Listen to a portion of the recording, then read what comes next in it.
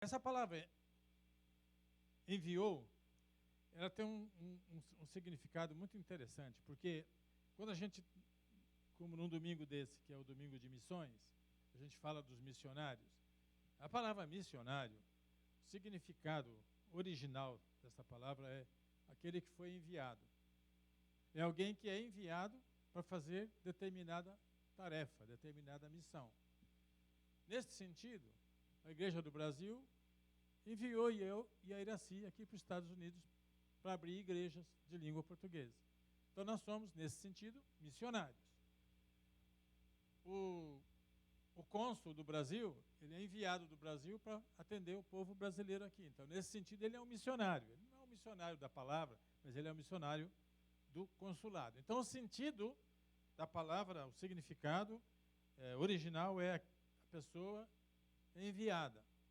Nós vimos na Bíblia, no livro de Atos, no capítulo 13, quando o Espírito Santo fala com os líderes da igreja em Antioquia e fala: separai Paulo e Barnabé para a obra a que eu os tenho chamado. E eles foram enviados como missionários para pregar a palavra de Deus. Então, eu estou explicando isso para a gente entender que certas palavras, às vezes, têm um sentido mudado com o passar do tempo. Mas, originalmente, significa aquela pessoa que foi enviada, mandada para fazer determinada missão. João 3,16 fala que Deus enviou Jesus, seu único filho. Então, Jesus é um missionário. Jesus foi enviado do céu para a terra. O campo missionário de Jesus é a terra. Ele veio para cá como um missionário, um enviado por Deus para fazer determinada obra. Qual foi a tarefa de Jesus? Quando lá no céu ficou decidido que ele viria, para que é que ele veio? O que ele precisava fazer aqui? Então, a tarefa de Jesus, diz lá em Lucas 19:10, que Jesus veio buscar e salvar o que estava perdido. A tarefa de Jesus, a missão de Jesus, era de salvar. Tanto que quando foi dado o nome para ele, o anjo apareceu enquanto José dormia, o anjo apareceu e falou: olha, Maria está grávida, mas não teve contato com homem nenhum, José. Fica quieto, fica tranquilo.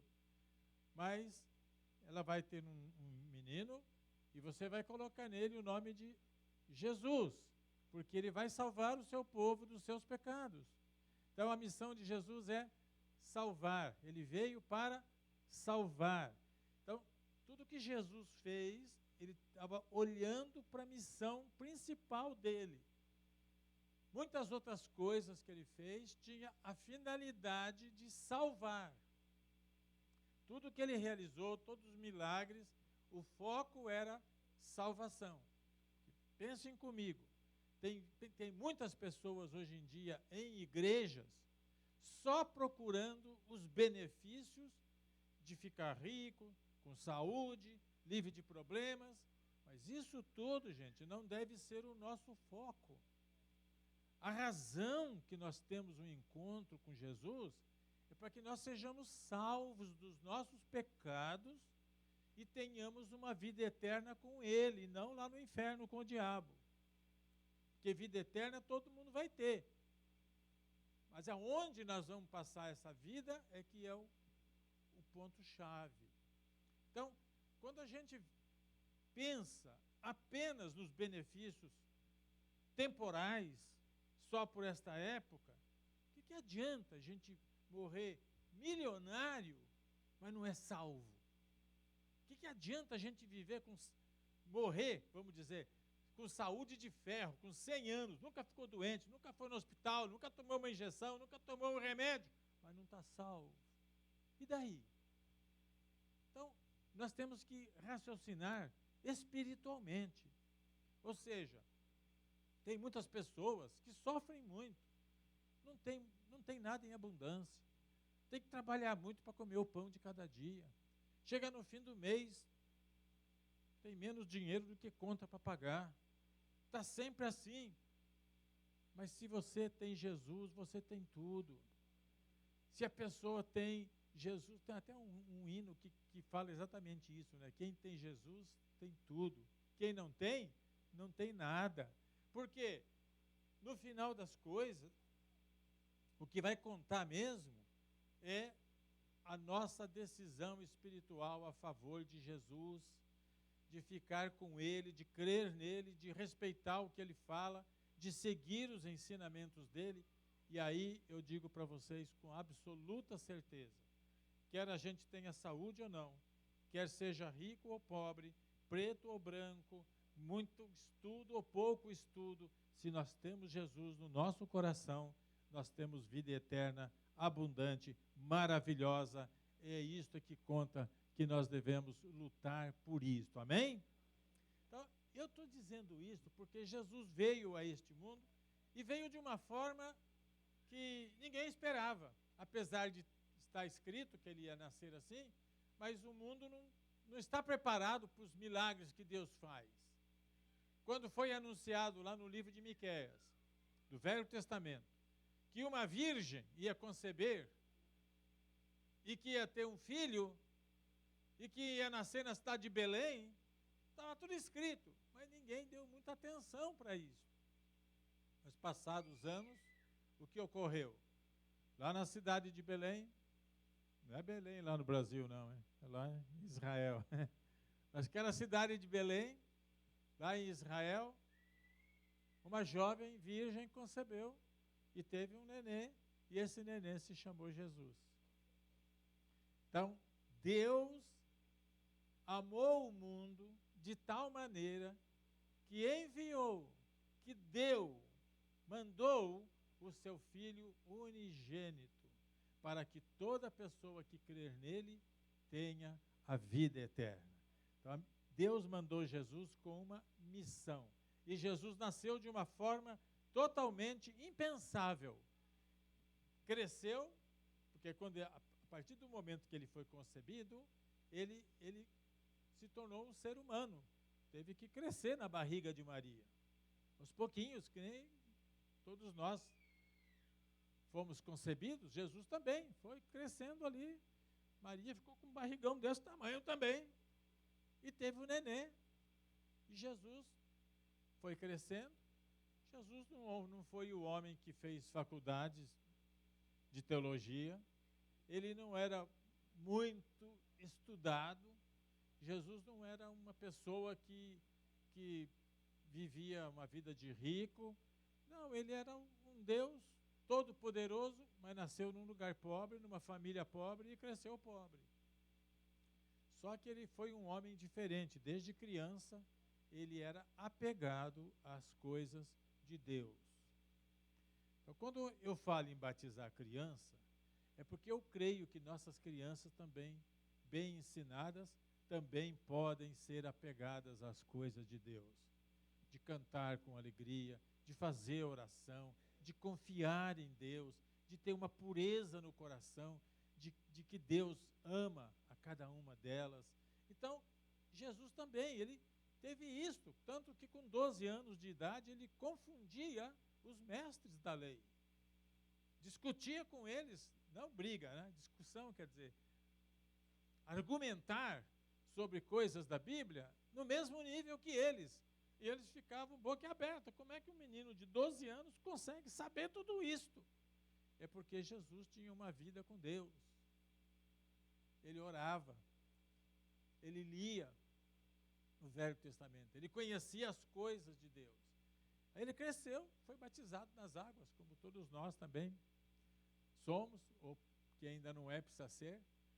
Foi batizado nas águas, e aí começou o ministério dele. Ele estava com aproximadamente uns 30 anos, quase 30 anos, quando ele foi batizado. E no dia do batismo dele, ele recebeu uma bênção maravilhosa, e aí ele começou o ministério, ou seja, o ministério dele, que a gente quer se referir, é que ele começou a pregar o Evangelho. Ele se apresentou publicamente, ele começou a pregar o reino de Deus. Então, ele começou a fazer, a executar a missão para a qual ele foi enviado. Mas Jesus logo descobriu uma coisa: ele não conseguiria fazer tudo sozinho. Ele precisava de ajuda. Então, o que ele fez? Ele passou a escolher algumas pessoas para serem seus discípulos. Os discípulos de Jesus, que a gente chama essa palavra discípulo, nem todo mundo entende muito bem. Discípulo é seguidor. Então, Jesus começou a escolher alguns para seguirem a ele, os ensinamentos dele. Jesus foi chamando um, foi chamando outro, e formou um grupo de 12 que se tornaram os seus discípulos e depois os apóstolos.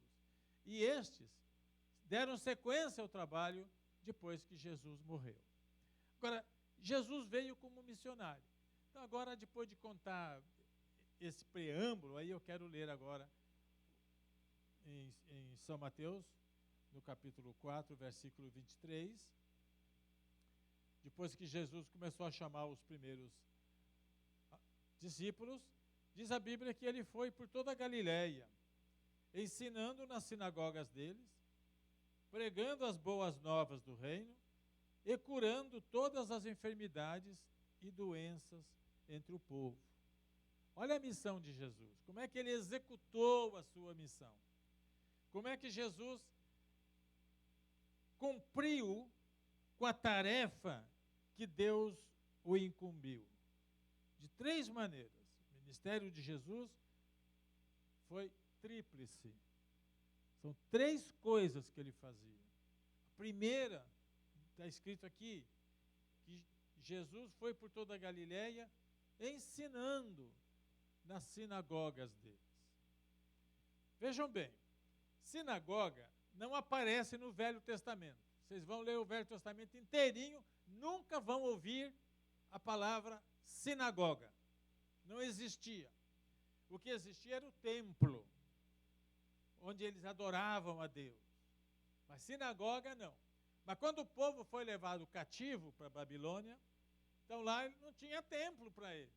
Os templos que tinham lá eram todos pagãos.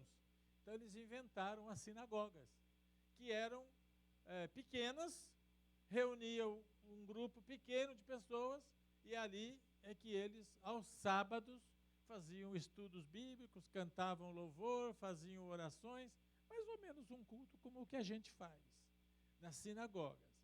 Quando a gente lê o Novo Testamento, quase não se fala em templo, fala sinagoga, porque eles se reuniam em sinagoga. Só em Jerusalém, no tempo de Jesus, tinha mais de 500 sinagogas, espalhadas por toda a cidade, onde eles se reuniam. Então, o que é que Jesus fazia? Diz aqui na palavra de Deus que ele ensinava nas sinagogas deles, dos judeus. Então, todos os sábados, Jesus ia na sinagoga.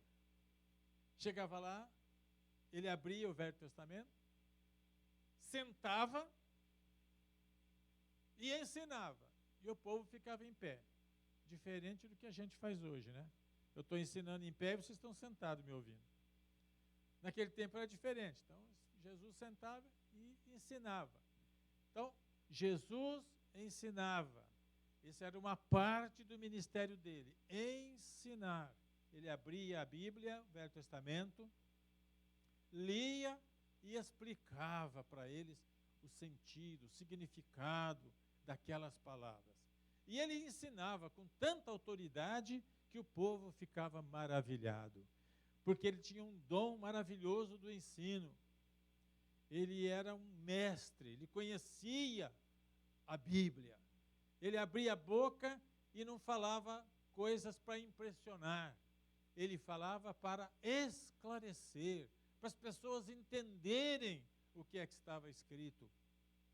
E o que é que aquelas coisas significavam para o tempo em que eles estavam vivendo. Quando Jesus deixava a sinagoga nos sábados, era o dia sagrado para eles, durante os outros dias, domingo até sexta-feira, aí Jesus pregava a palavra. Pelas montanhas, nas praias, nas casas, Jesus ia pregando e aí iam multidões. porque a sinagoga comportava grupos pequenos, era um ambiente fechado, mas Jesus pregava em ambientes abertos. Quantas vezes a gente vê que ele estava na montanha, no alto do monte, e ali ele abria a boca e começava a pregar, pregava para multidões. A gente sabe que é multidão porque teve uma vez que ele teve que fazer multiplicar pão lá e tinha mais de 5.000 pessoas. Jesus pregava para as multidões. A diferença entre a pregação e o ensino é que o ensino ele era detalhado, citava versículos, fazia referência de onde estava. A pregação não. Jesus abria a boca e começava a falar as coisas de Deus. De repente ele começa a fazer uma pregação ali longa, que está escrita no livro de Mateus, começando no capítulo 5, das bem-aventuranças. Bem-aventurado quem faz isso, bem-aventurado quem faz aquilo, e fala sobre a busca do reino de Deus, pregando a palavra, pregando o reino de Deus. Jesus pregava coisas que valia a pena a pessoa ouvir, porque fazia bem para a alma. Quando a gente vem para a igreja, como vocês vieram hoje, vem aqui para um santuário, vocês vêm aqui para cantar louvores a Deus, mas vêm também para ouvir uma palavra.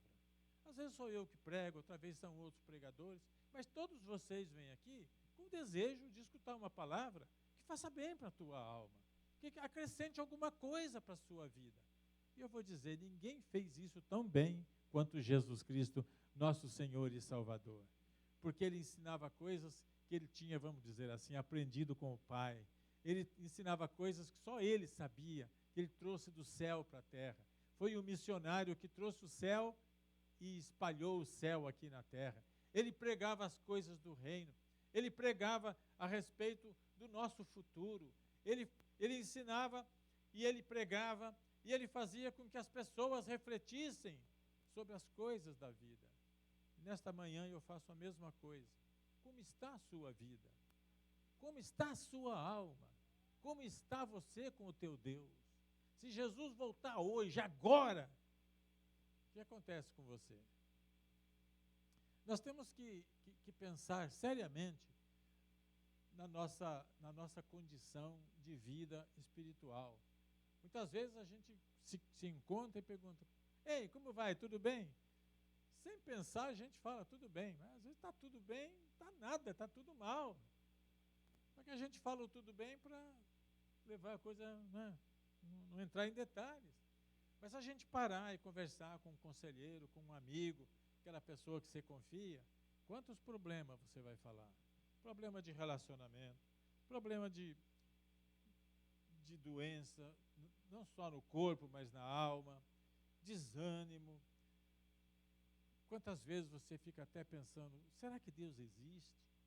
Porque estou assim e Ele não faz nada para mim. Então, as coisas não estão todas bem. Não é tudo que está bem. Mas pode ficar. Como? Tenha um encontro com Jesus. Põe a sua vida nas mãos dEle. Deixa Ele cuidar. As coisas vão mudando. As coisas vão sendo transformadas na nossa vida. Eu falo uma coisa, hein? Se não tem transformação na sua vida, é porque você não tem Deus na sua vida. Não se iluda. Quem anda com Jesus, a vida vai progredindo, vai melhorando. Quando começa a ir para trás, dá tudo errado, não lê mais Bíblia, não faz oração, só critica as coisas na igreja. O culto é muito rápido, não, o culto é muito demorado, não, o pastor falou muito, o pastor falou pouco, o louvor estava bagunçado hoje. É porque você está bagunçado. Então nós precisamos nos avaliar e pensar bem, porque Jesus veio para buscar e salvar. A missão de Jesus era salvar todos que estavam fora do caminho.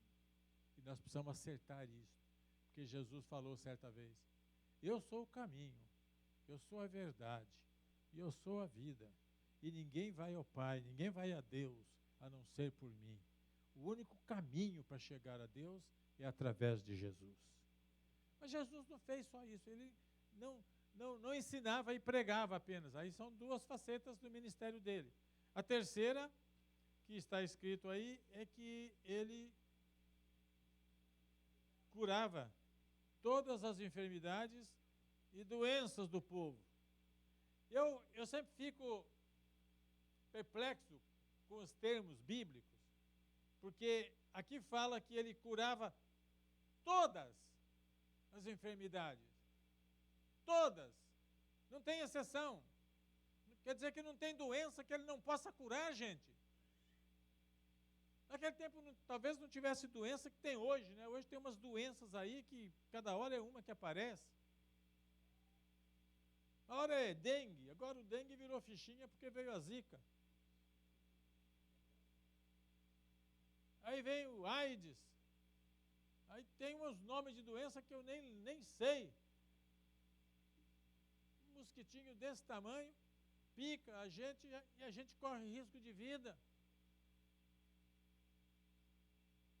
Agora, o que a Bíblia diz? Que Jesus curava algumas enfermidades. Opa! Todas! Então, o que eu quero dizer é que se você que está me escutando agora tem alguma enfermidade, seja de que tipo for, física, emocional, psicológica, espiritual, a palavra diz que ele curava e Hebreus 13:8 fala que Jesus é o mesmo ontem, hoje e para sempre.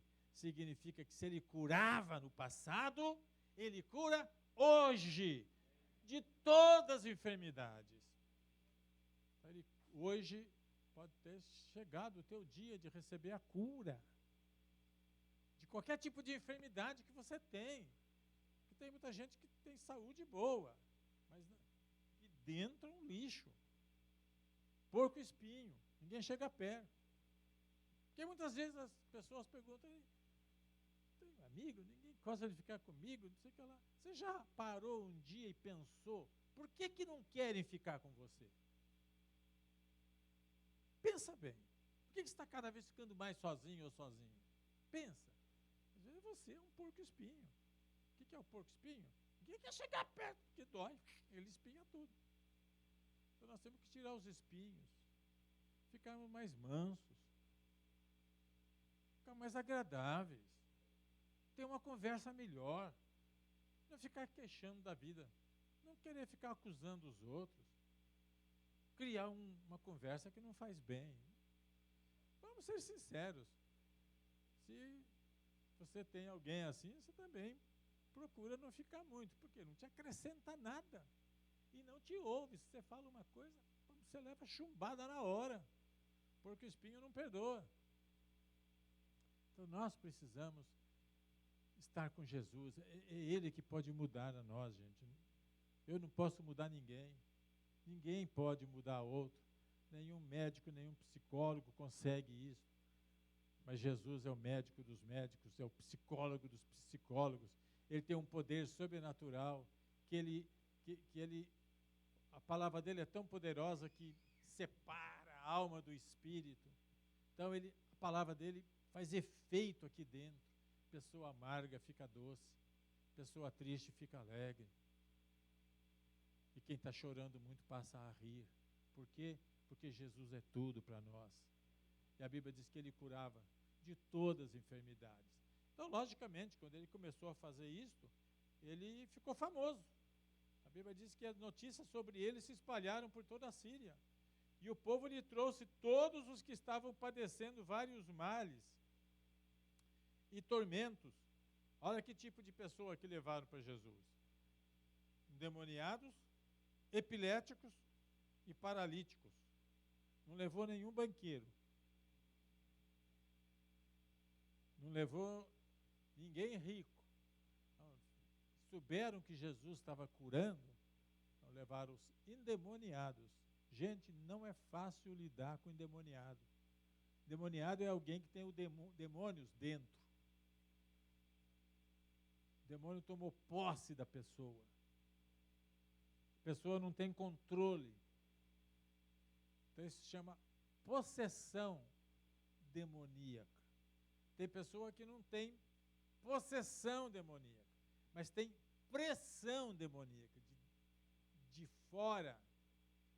diabo colocando pensamentos errados, medo, insegurança. Isso se chama pressão, opressão, que é externo. Mas quando a pessoa dá abertura, o inimigo, o demônio, que é um espírito, entra e aí domina a pessoa. Passa a levar a pessoa, passa a conduzir, comandar, e internamente a pessoa passa a fazer coisa que nunca fez e que não queria fazer. Passa a fumar o que não precisa, passa droga que não precisa, passa para o alcoolismo que não precisa, passa por uma porção de outras coisas, dominada pelo demônio. Muitas pessoas, desses crimes hediondos que acontecem por aí, pessoas matam, cometem esses assassinatos sobre o comando do demônio que está dentro delas. E a única maneira desses demônios saírem é com um poder maior do que o deles. E o poder maior do que o deles está na pessoa de Jesus. E ao nome de Jesus os demônios saem.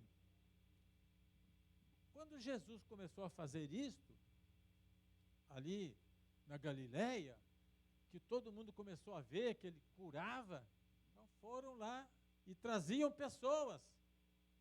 E o tipo de pessoa que traziam eram os endemoniados, os epiléticos, que em outra versão bíblica fala os loucos, ou em outra versão fala lunático.